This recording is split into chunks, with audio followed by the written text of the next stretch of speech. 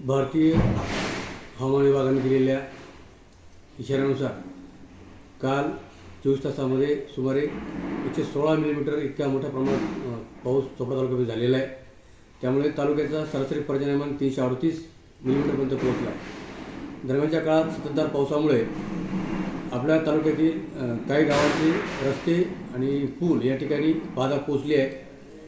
विशेष करून अंमळनेर तालुक्यातील जी हद्द आहे देवडी गावाजवळ त्या ठिकाणी पुलावरून पाणी गेल्यामुळे अंमळनेर चोपडा हा जो मुख्य मार्ग आहे हा वाहतुकीस बंद झालेला आहे। गडताळ, कुरवेल, सनपुले या दिशेने जाणारी जी वाहतूक आहे ती सनपुले गावाजवळ पुलावरून पाणी गेल्यामुळे ती देखील बंद आहे। आपल्या तालुक्यातील मोयदा आणि शिरपूर तालुक्यातील होळनांता या गावाला जोडणारा जो पूल आहे ते देखील पुलाच्या अगदी वरतीपर्यंत पाणी आल्यामुळे गावकऱ्यांनी स्वयंस्फूर्तीने तो पूल सध्या बंद करून ठेवलेला आहे।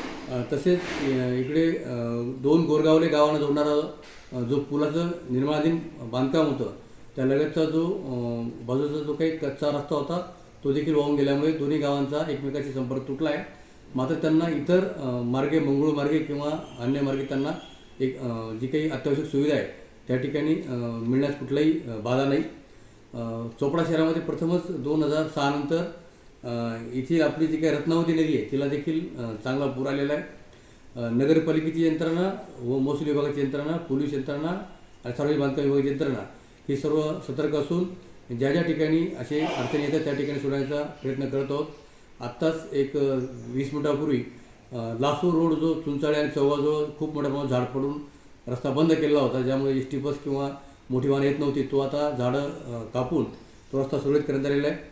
आपल्या माध्यमातून मी असं आवाहन करतो की अजूनही आज आपला तालुका हा अलर्टमध्येच आहे आणि ऑरेंज झोनमध्ये आहे।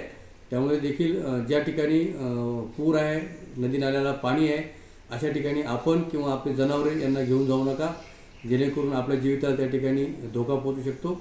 आणि तसेच आपत्ती काळामध्ये जे काही सूचना शासनाने दिलेल्या आहेत काल माननीय जिल्हाधिकारी महोदयांनी देखील यूट्यूब आणि इतर सोशल मीडियामार्फत खूप मोठ्या प्रमाणात सूचना दिल्या होत्या, त्या देखील आपण सगळ्यांनी अवलोकन कराव्यात आणि त्याप्रमाणे कार्यवाही करावी। आपल्या कुठल्या अडचणी असतील तर तहसील कार्यालयातील नियंत्रण कक्ष, पोलीस स्टेशन किंवा नगरपालिका नियंत्रण कक्ष, अगदी गाव पातळीवर तलाठी, मंडळाधिकारी, कोतवाल, पोलीस पाटील यांच्याशी संपर्क करा आणि सुरक्षित राहा।